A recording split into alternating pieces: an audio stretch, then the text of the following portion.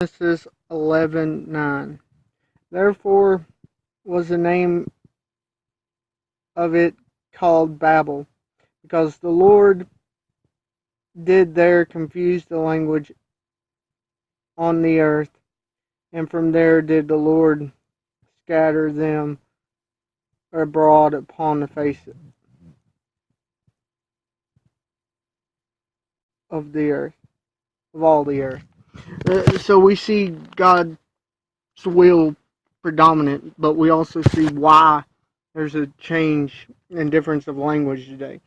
The thing we got to remember is God created that barrier.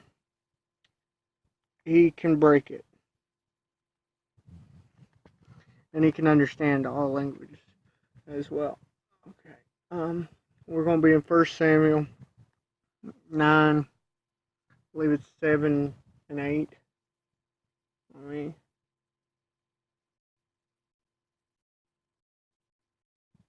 believe it's 7 and 8. 7 and 8. Let's see. 7 through 9. Actually, hold on a second. Okay, 7 through 9.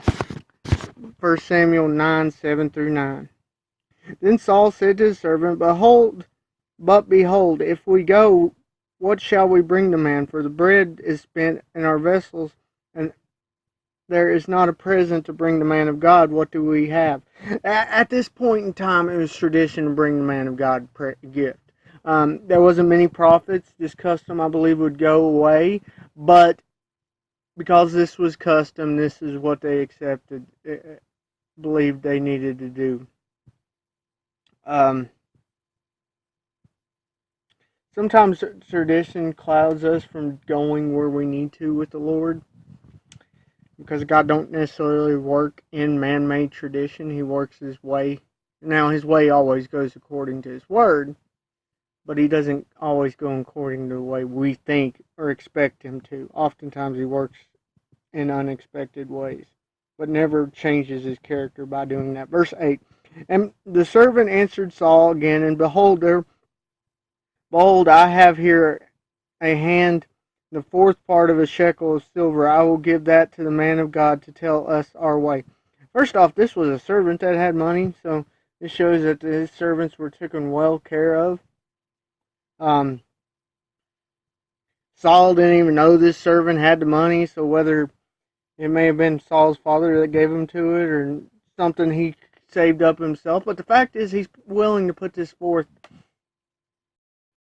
to continue God's effort, continue and seek God. What are we willing to give up to seek God? We can't buy our way into heaven. This isn't at all what I'm trying to suggest here. But oftentimes following God has a price.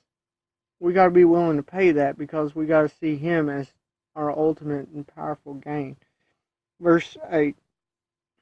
Verse 9. Previously in Israel, this was referring to back when, before this time, when a man went to inquire God, he spoke thus, Come and let us go see the seer, for he who is now called a prophet was previously called a seer. Now, the only prophet really mentioned had mainstream before Samuel was Moses. There may have been little ones between then called by God, but there was others. Balaam was a prophet, not necessarily of God. And we see how he kind of followed his own way and kind of may have been an influence to set up this money thing. But the prophet of God during Balaam's time was Moses. But we see other prophets. There wasn't many at this point called of God. Some would say Joshua was a prophet. Some of the judges were prophets. And in a way they were, but their greater role wasn't prophet. For Samuel, he was a judge, but his greater role was a prophet.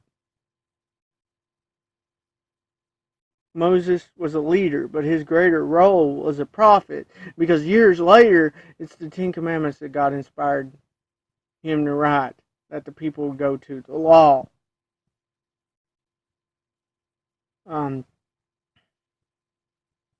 Thing is, things change over time, and God's ways may be different in different generations, but His will and the end result never changes. His end result's to bring us to Him, so we serve Him. His word always remains true.